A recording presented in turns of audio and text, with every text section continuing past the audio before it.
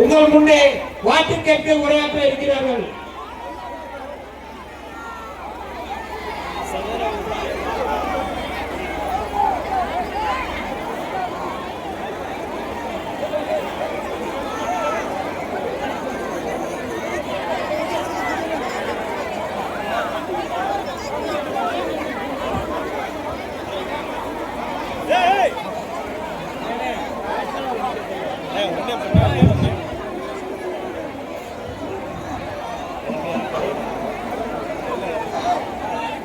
கொண்ட பெரியவர்களே, என்னை வாழ வைக்கும் தெய்வங்களான அன்பு தாய்மார்களே, புரட்சித் தலைவரின் ரத்தத்தின் ரத்தமான புரட்சித் தலைவியின் வழிவந்த சிங்கங்களான என் உயிரிலும் மேலான என வறுமை உடன்பிறப்புகளே, பேரன்பு கொண்ட தமிழக வாக்காளர் பெருமக்களே, திண்டுக்கல் வாக்காளர் பெருமக்களே, அனைவருக்கும் முதலில் எனது நெஞ்சார்ந்த வணக்கத்தை தெரிவித்துக் கொள்கிறேன்.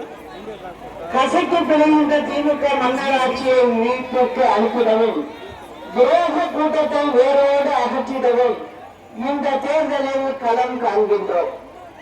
புரட்சித் தலைவர் மற்றும் புரட்சித் தலைவி அம்மா ஆசியோடு அனைத்திந்திய புரட்சித் தலைவர் மக்கள் முன்னேற்ற கழகம் மற்றும் மருத்துவர் ஐயா ராமதாஸ் அவர்கள் தலைமையிலான பாட்டாளி மக்கள் கட்சி அன்பு சகோதரர் திரு தேவராஜன் அவர்களை பொதுச் செயலாளராக கொண்டு செயல்படும் அகில இந்திய பாரத் பிளாக் கட்சி, அன்பு தம்பி இசைக்கராஜா அவர்களின் தலைமையிலான பிஎன்பி கட்சி, சகோதரர் ஜோதி முத்துராமலிங்கம் அவர்களின் பசும்பொன் தேசிய கழகம், சகோதரர் திரு பத்மநாபன் அவர்களது அனைத்து நாயுடு நாயக்கர் பேரவை, சகோதரர் திரு புஷ்பராஜ் அவர்களின் வாகை தமிழர் முன்னேற்ற கழகம், சகோதரர் தங்கராஜ் அவர்களின் இந்திய குடியரசுக் கட்சி, சகோதரர் அண்ணா சரவணன் அவர்களின் வெள்ளாளர் முன்னேற்ற கழகம் ஆகியோரோடு இணைந்து இந்த தேர்தலில் போட்டியிடும் நிலையில் புரட்சித் தலைவர் மற்றும் புரட்சித் தலைவி அம்மா ஆகியோரின் முற்கால ஆட்சியை கண்டிப்பாக அமைத்திடுவோம் என்பதை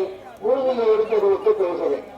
இந்த 5 ஆண்டு கால ஆட்சியில் திமுக என்ன சாதனை செய்தது என்றால், தமிழக பொருளாதார நிலையை அதல பாதாளத்துக்கு கொண்டு போனதுதான் மிச்சம்.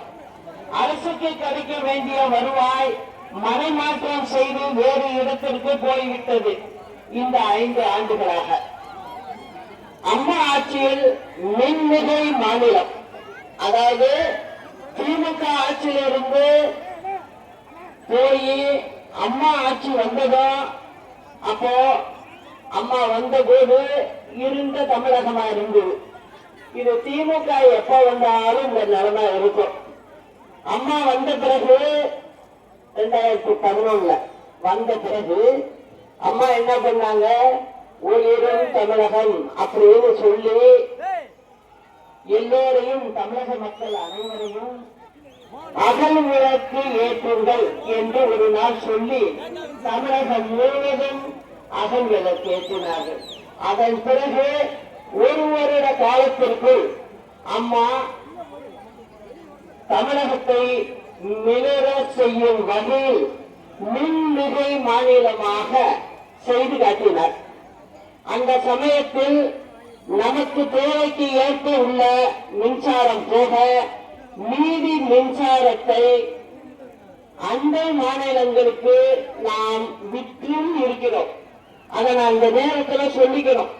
ஒரு நாளைக்கு 90 கோடியிலிருந்து 100 கோடி வரை நாம் நம்மளுடைய அதிகப்படியாக தயாரித்த மின்சாரத்தை வெளி மாநிலங்களுக்கு விட்டிருக்கிறோம்.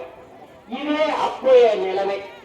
ஆனால் இன்னைக்கு என்ன நடக்குது அப்படின்னு பாத்தீங்கன்னா, இன்னைக்கு எல்லா மின் நிலையங்களும் பராமரிப்பு இல்லாம வேண்டும் என்றே நிறுத்தி வைத்துள்ளனர்.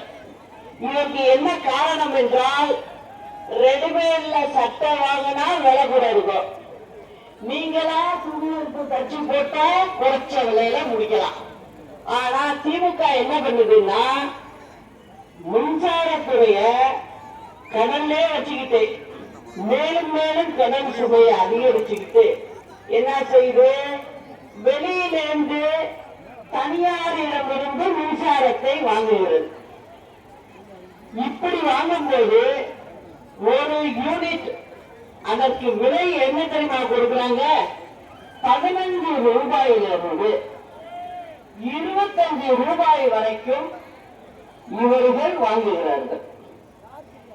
இதை